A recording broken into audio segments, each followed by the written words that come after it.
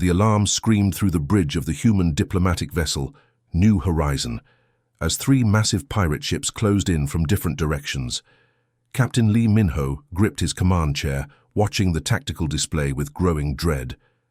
His small escort ship was no match for the heavily armed raiders, prowling the contested space near the Helix Nebula. "Shields at 30% and falling fast," reported his weapons officer, sweat beading on her forehead. The ship shuddered as another plasma blast rocked their hull.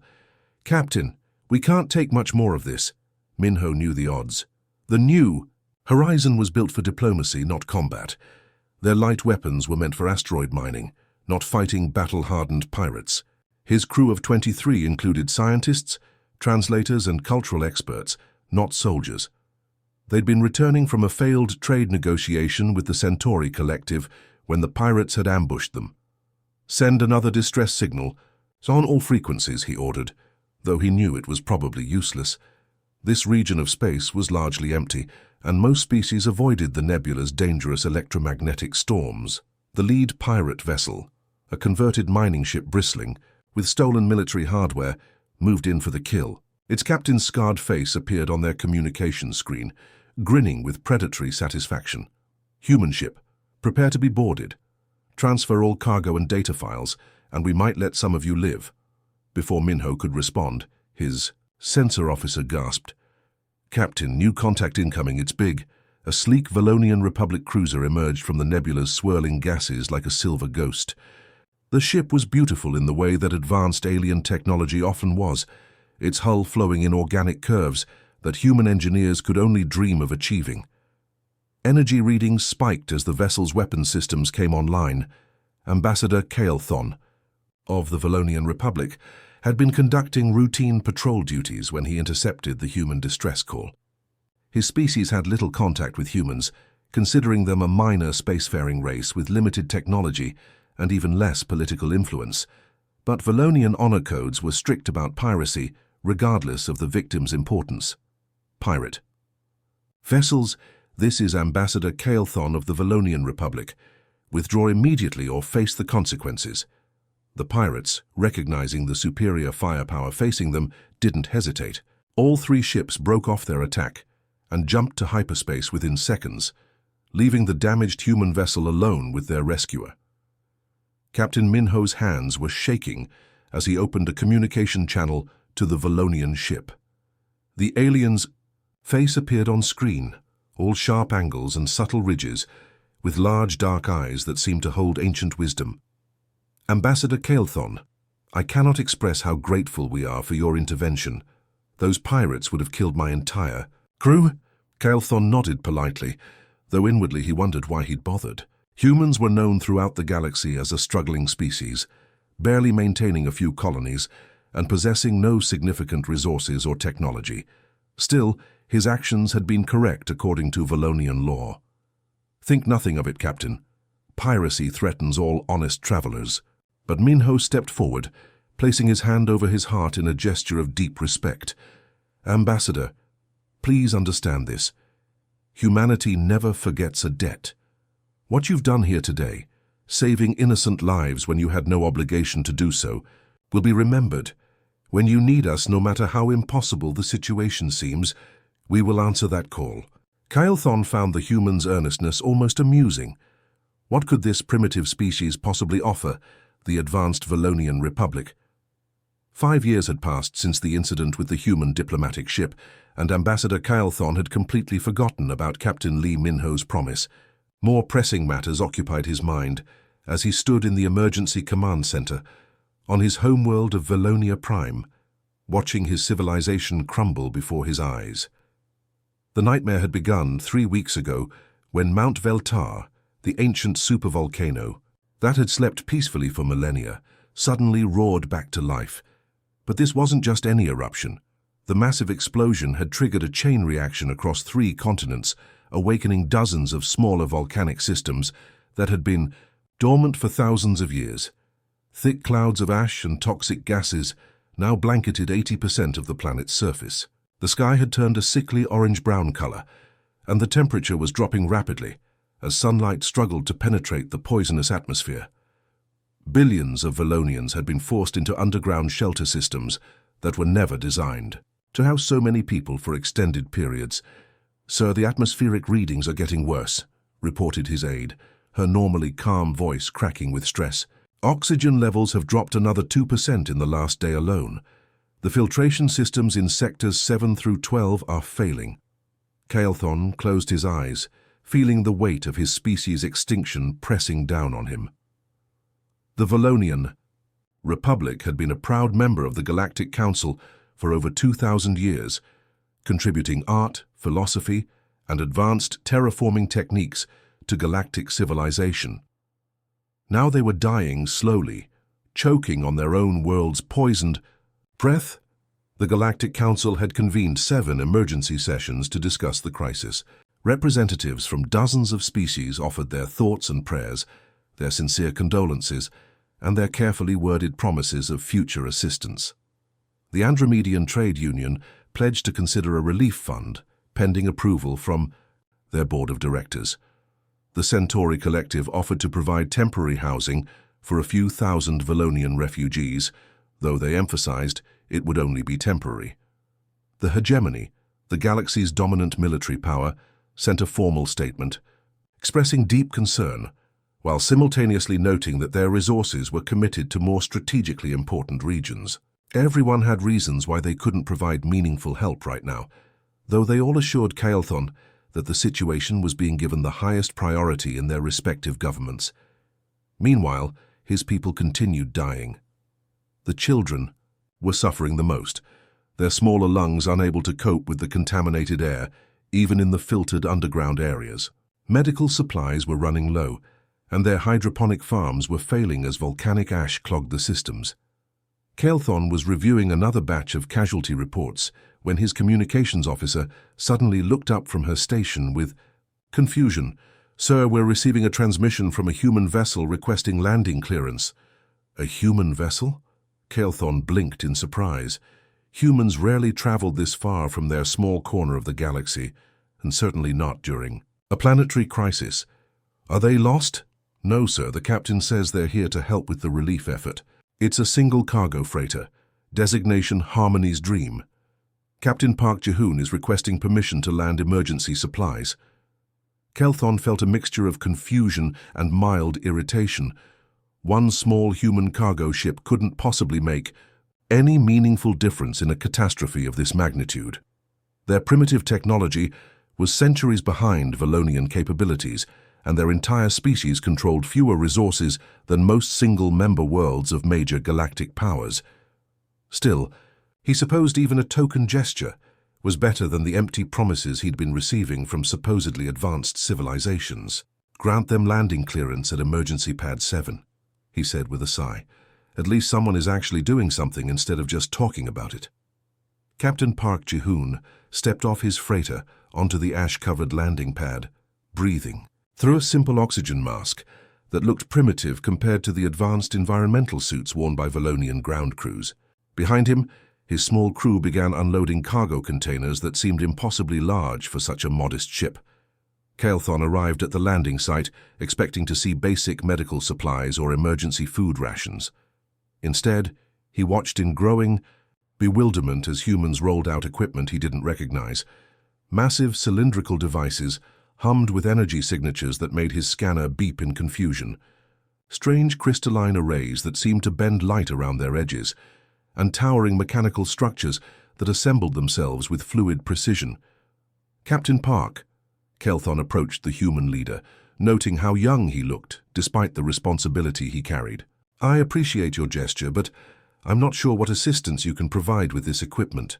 Park smiled and gestured to a woman in work coveralls who was calibrating one of the mysterious devices. "Ambassador, meet our lead atmospheric engineer Kim Soo-young. She'll explain what we're doing here." Kim looked up from her work, wiping sweat from her forehead despite the toxic air around them. "We're setting up atmospheric processors, sir.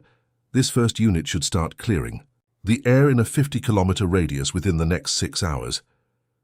Caelthon's translator struggled with the concept. "I'm sorry, did you say 6 hours?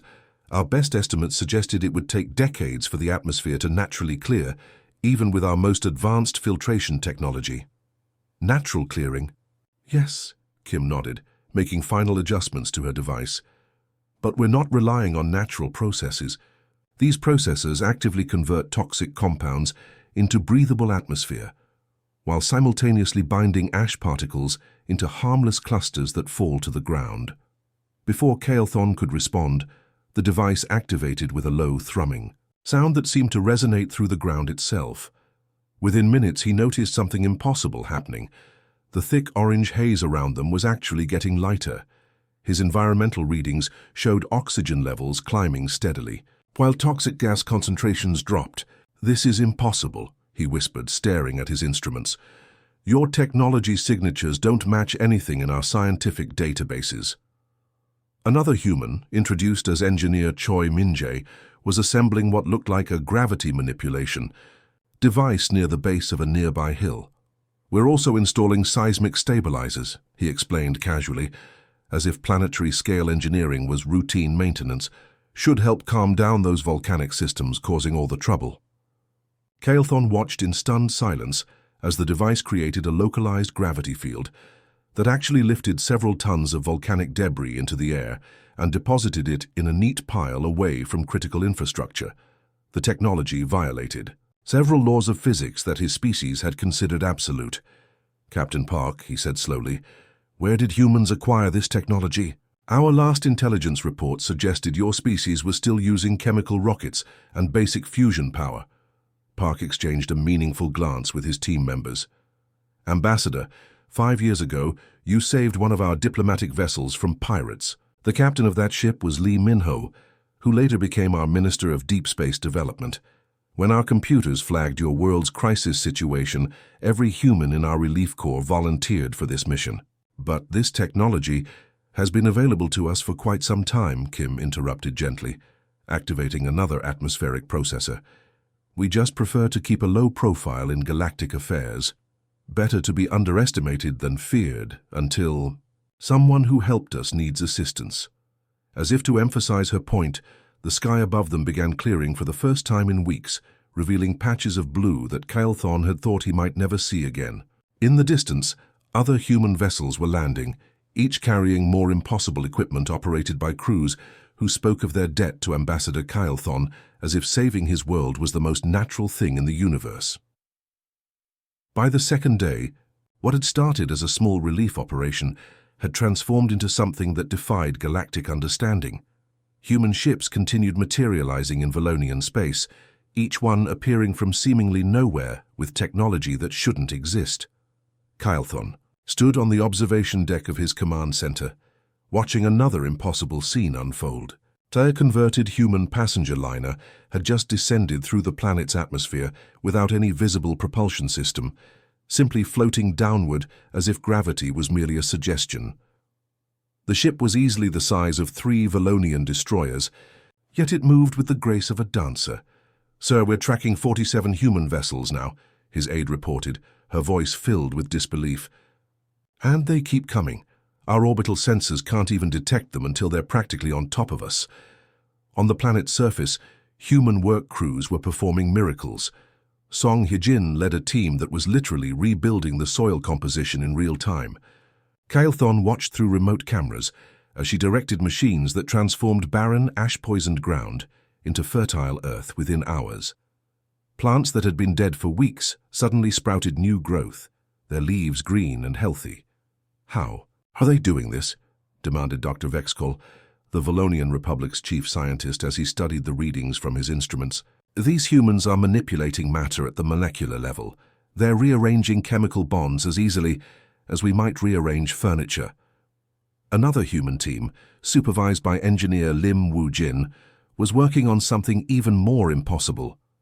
They had somehow created a device that projected a localized weather system, complete with gentle rain, that fell only where they directed it. The rain itself was somehow engineered to neutralize volcanic ash on contact, turning deadly particles into harmless organic compounds that actually enriched the soil. But it was the seismic work that truly baffled Valonian scientists. Captain Lee Ji-hoon's geological team had deployed machines deep underground, that were somehow communicating with the planet's volcanic systems. The massive eruptions that had been threatening to destroy entire continents were gradually calming down, as if the humans were having a polite conversation with the molten rock itself. "Ambassador, you need to see this," called his communications officer. "We're receiving reports from other worlds in our system." The tactical display showed human ships working throughout the Valonian system. They were somehow accelerating the orbital cleanup of ash clouds that had spread into space. Other vessels were establishing what appeared to be permanent atmospheric processing stations on Valonia's 3 moons, creating backup systems in case the planetary crisis worsened. What amazed Kylthon most was the casual nature of their work. These humans treated planet-healing technology like simple tools. Children from human families working on the relief effort played games while their parents casually manipulated the fundamental forces of nature. One human child had built what appeared to be a working gravity generator from spare parts, using it to float toys around their temporary shelter. Meanwhile, representatives from other galactic civilizations had begun arriving to observe the operation. The hegemony sent a full scientific survey team, their faces growing more concerned with each impossible feat they witnessed.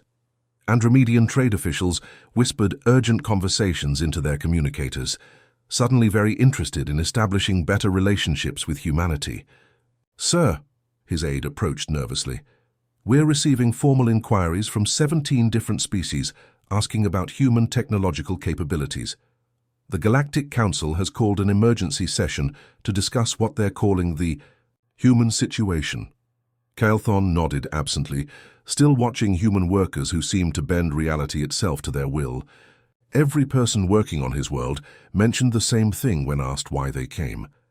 The debt owed to Ambassador Kylthon, as if saving his entire civilization was simply keeping a casual promise. The galaxy was about to learn that humanity had been hiding more than anyone imagined. 3 days into the relief operation, Kylthon could no longer contain his curiosity and growing concern. He requested a meeting aboard the human flagship, a vessel that had appeared overnight and was somehow larger inside than outside, defying every law of physics he understood. Admiral Lee Minho greeted him in what appeared to be a normal conference room, though Kylthon noticed the walls seemed to shimmer occasionally, as if they existed in multiple dimensions simultaneously.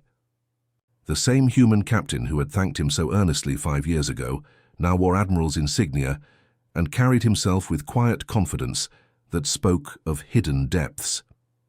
"Admiral, I must ask directly," Kylthon began, settling into a chair that adjusted itself perfectly to his alien physiology without any visible controls. "What is humanity really capable of? Your technology makes our most advanced systems look like children's toys." Lee smiled, the same warm expression Kylthon remembered from their first meeting.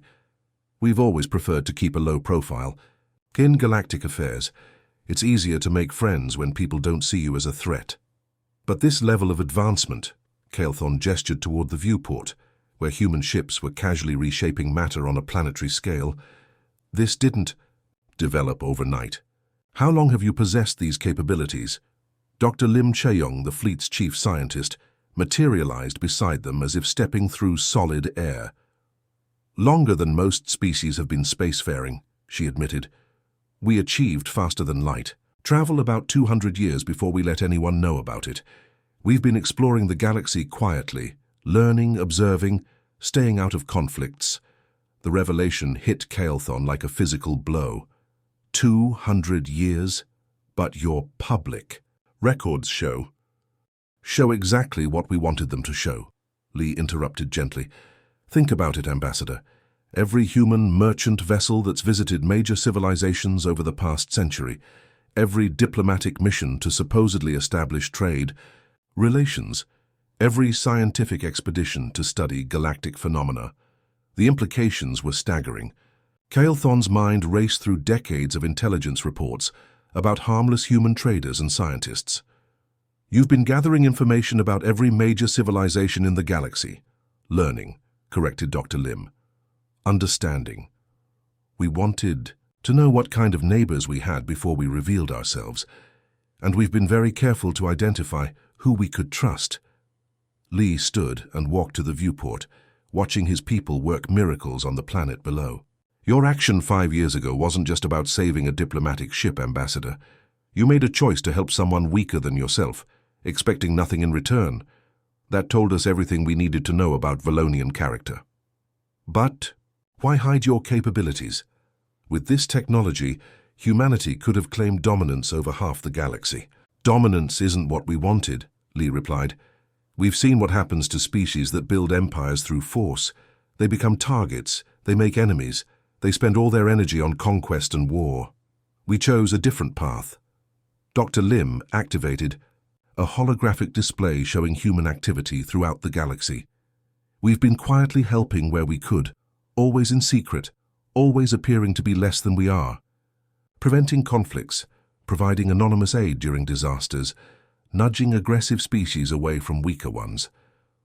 Calthon stared at the display, seeing decades of human intervention that had been attributed to luck, coincidence, or the actions of other species. The Andromedan-Centauri border dispute that mysteriously resolved itself. We may have provided both sides with information that helped them reach a peaceful agreement. The plague that ravaged the outer rim colonies but never spread to populated systems? Our medical teams were in the area, Lee admitted with a slight smile. The scope of humanity's hidden influence was breathtaking. They had been the galaxy's secret guardians for over a century, powerful enough to shape galactic events, but wise enough to remain invisible.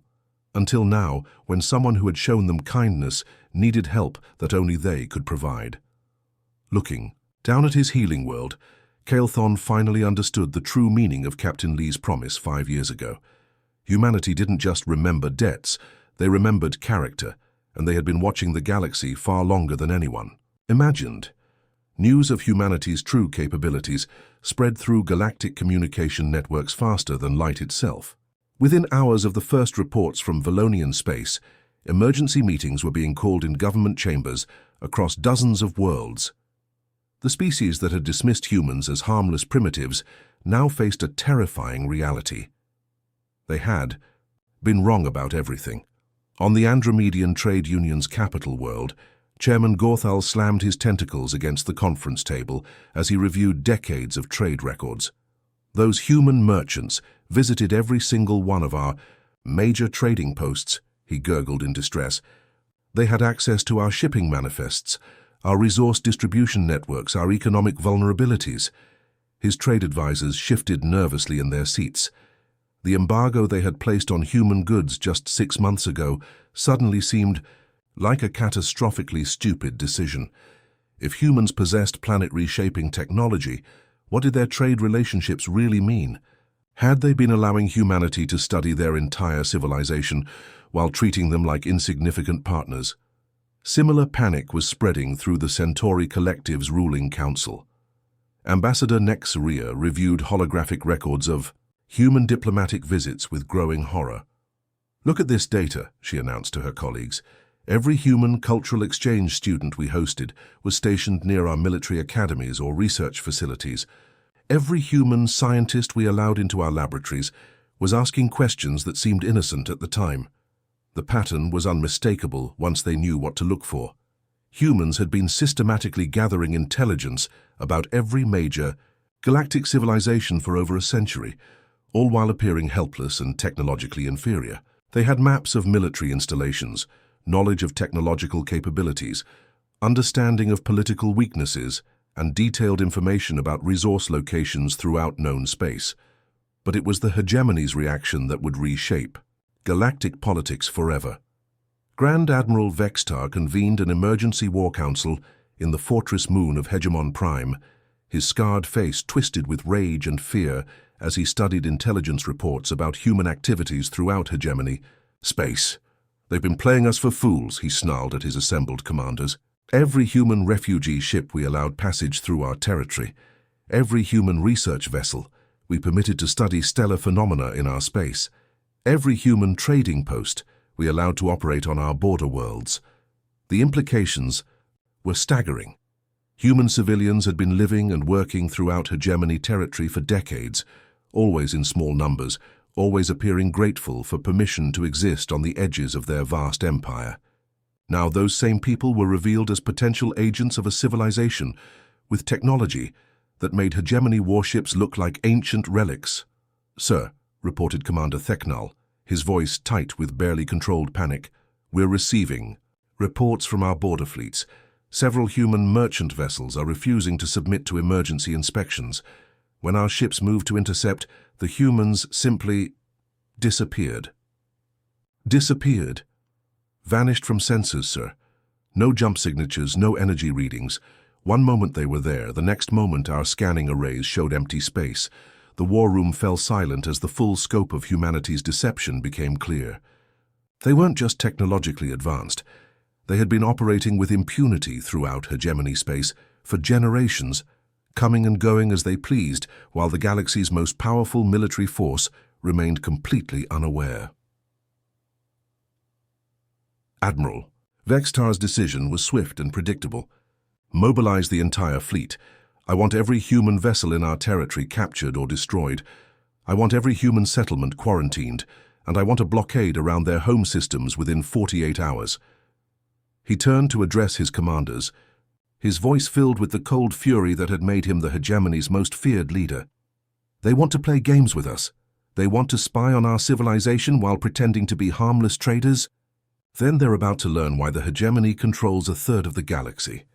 Orders went out across the vast hegemony fleet.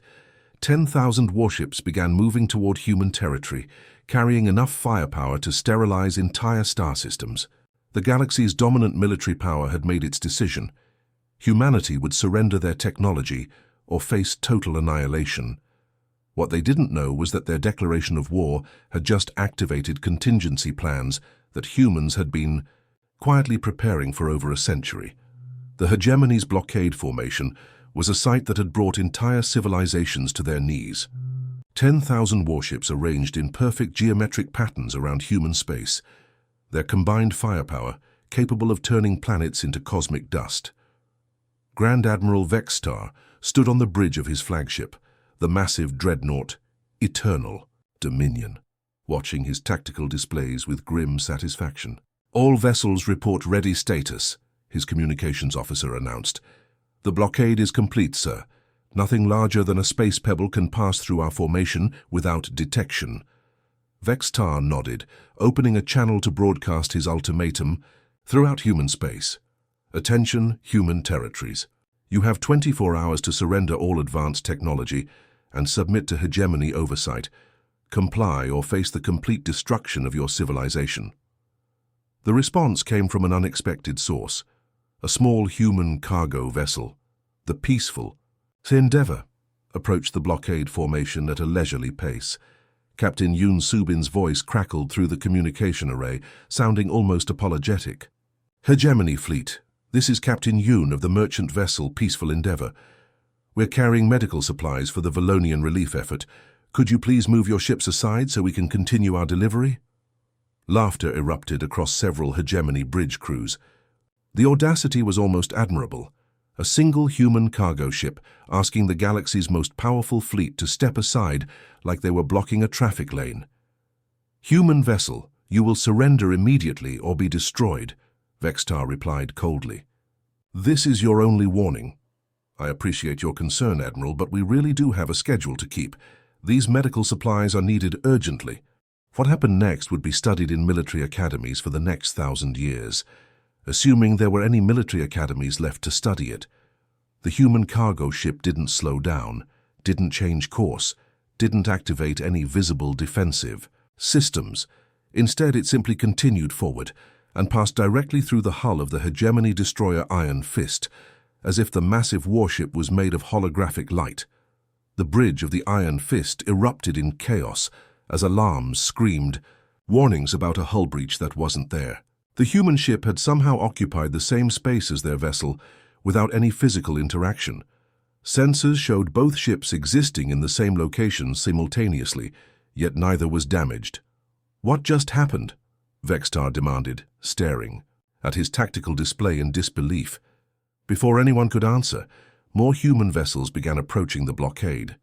Converted passenger liners, industrial haulers, even what appeared to be family recreational craft, all heading calmly toward the hegemony formation as if 10,000 armed warships posed no threat whatsoever. Captain Park Hyunwoo's bulk freighter, Harmony's Dream, was next, sliding through 3 different hegemony cruisers like a ghost passing through walls. The human captain even waved politely to the stunned hegemony crews as he passed their bridge windows, existing in multiple dimensions simultaneously.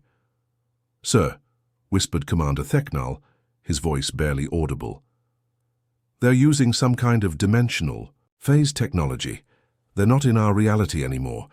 More human ships followed, each one treating the galaxy's most feared military formation like a minor obstacle. Some ships flickered in and out of visible existence as they passed through the blockade. Others seemed to exist as translucent shadows, visible but untouchable. A few simply folded space around themselves, creating temporary corridors through which they traveled, while the hegemony fleet remained frozen in normal space-time. The most unsettling part was the casual nature of it all. Human crews went about their business as if phasing through solid matter was as routine as opening a door. Children pressed their faces against viewports, pointing excitedly at the pretty hegemony ships as their families' vessels passed harmlessly through hulls designed to withstand planetary bombardment. "Orders, sir?" asked his weapons officer, though his voice suggested he already knew how useless their weapons would be against targets that existed in different dimensions.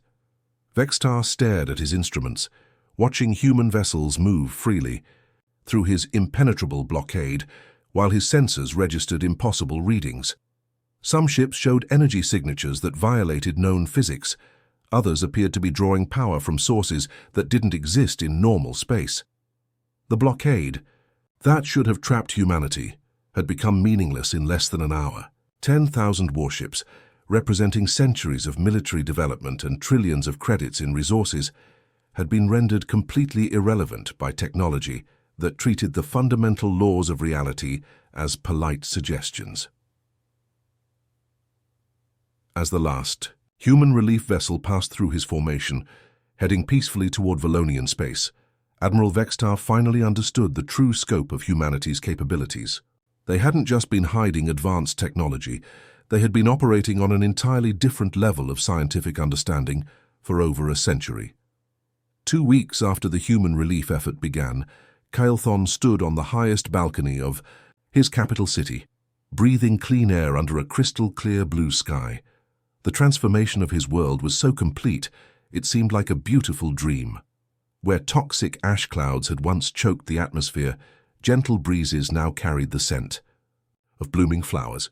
Rivers that had run black with volcanic poison now sparkled with pure water that somehow tasted better than before the crisis began. The human fleet was preparing to depart, their impossible mission complete. Every atmospheric processor had been carefully removed, every seismic stabilizer withdrawn, leaving behind only the miraculous results of their work. Valonia Prime was not just restored, it was better than it had ever been, with soil enriched by human technology and weather systems that had been subtly optimized for maximum agricultural productivity.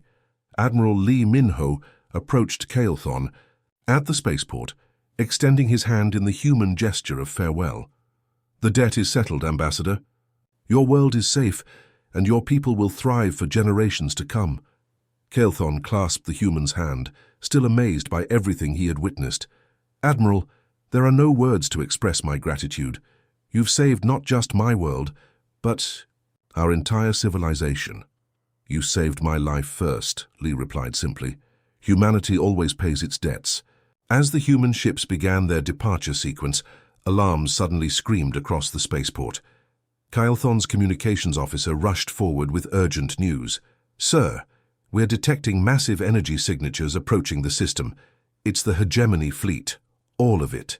Through the clear atmosphere, they could see the dark shapes of 10,000 warships emerging from hyperspace, their weapons already charging for battle. Grand Admiral Vexitar's voice boomed across all frequencies, filled with rage and desperation. "Human fleet, you will surrender your technology immediately, or we will destroy every vessel in this system, including the Valonian civilians you claim to protect." The threat was real. The hegemony had brought enough firepower to crack planets, and their commander was clearly desperate enough to use it. But Admiral Lee's response was calm, almost gentle. "Admiral Vextar, we're just trying to help our friends. Please reconsider this course of action. Your tricks won't work against focused bombardment," Vextar snarled. "Surrender now or watch these aliens die because of your arrogance."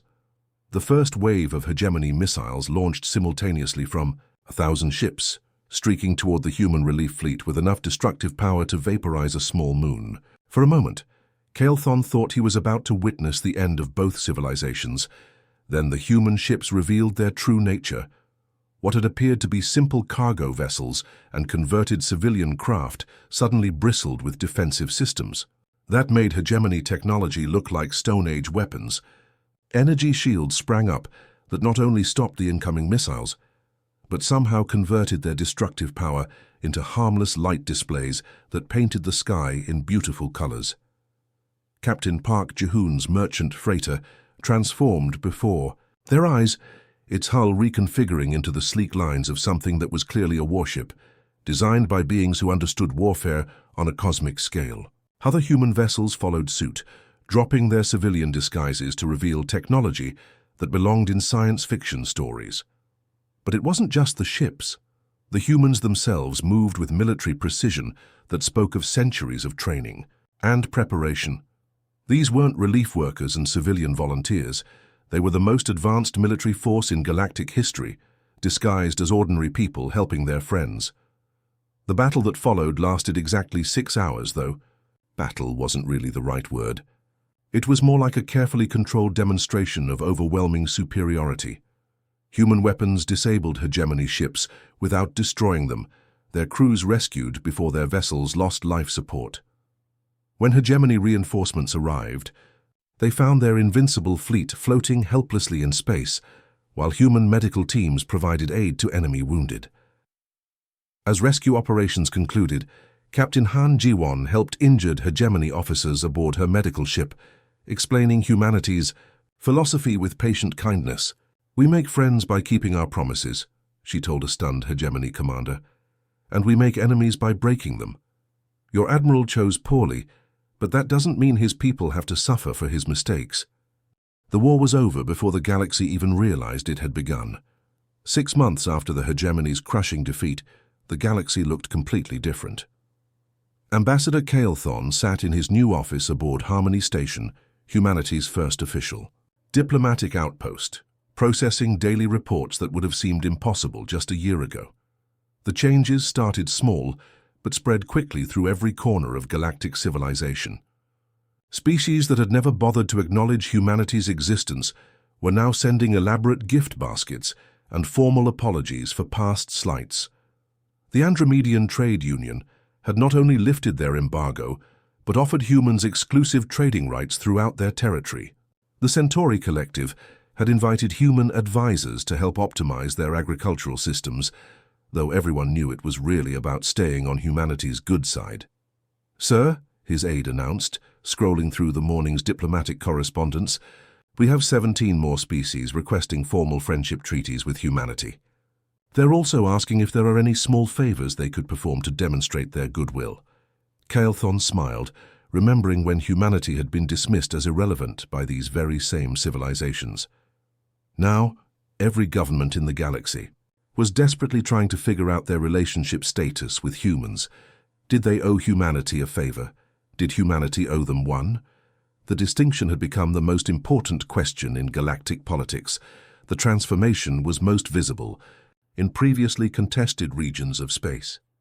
Pirates had virtually disappeared from trade routes after several human merchant vessels demonstrated that attempting to raid their ships was like trying to mug a black hole. Territorial disputes that had raged for decades suddenly resolved themselves when both sides realized that humans might have opinions about aggressive expansion. But it wasn't fear alone that changed things. Admiral Lee Min-ho's relief operations had expanded across the galaxy, with human teams quietly helping wherever disasters struck. When the Outer Rim colonies faced a plague outbreak, human medical ships arrived before distress calls were even sent. When volcanic activity threatened the Zephyrian homeworld, atmospheric processes appeared within hours of the first eruption. Every relief effort came with the same gentle explanation. Humanity was repaying old debts. A Zephyrian merchant who had once shared his lunch with a stranded human student, an Outer Rim scientist who had provided research data to human colleagues decades ago, small acts of kindness that had been forgotten by their original recipients, but carefully recorded by human memory. The hegemony's response to their defeat was perhaps the most dramatic change of all. Grand Admiral Vextar had been quietly retired, replaced by Admiral Kethara, a younger officer who immediately began what she called diplomatic recalibration. The hegemony's massive military fleet was being restructured from a conquest force into a peacekeeping operation, with human advisors helping them transition from conquerors to protectors. "It's remarkable," Kylethon told Admiral Lee during their weekly meeting in the station's observation lounge. "Fear has made the galaxy more polite than centuries of diplomacy ever achieved." Lee shook his head, watching human vessels move freely through space lanes that had once been contested territory. "It's not really fear that changed things, my friend. It's the realization that we actually mean what we say. When we promise help, we deliver it. When we warn against aggression, we follow through." Through the viewport, they could see a human exploration vessel preparing to depart for the Andromeda Galaxy, humanity's first official interstellar expedition. The ship was escorted by vessels from a dozen different species, all eager to participate in humanity's next great adventure. The galaxy had learned that humans possessed something rarer than advanced technology: absolute reliability.